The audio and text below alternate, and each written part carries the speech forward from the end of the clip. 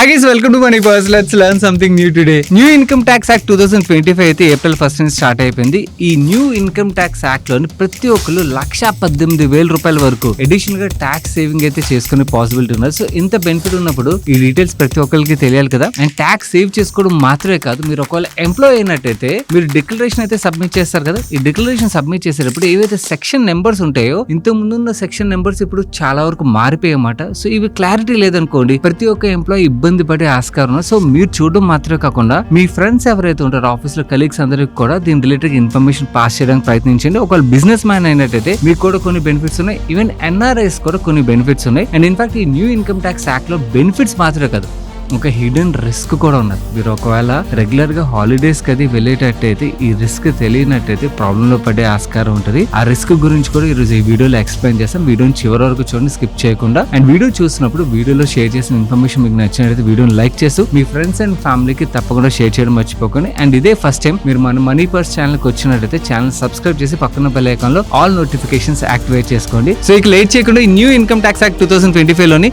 మనకి ఏ బెనిఫిట్స్ వస్తున్నాయి అండ్ ఎటువంటి రిస్క్ ఉన్నదో చూసేద్దాం పదండి.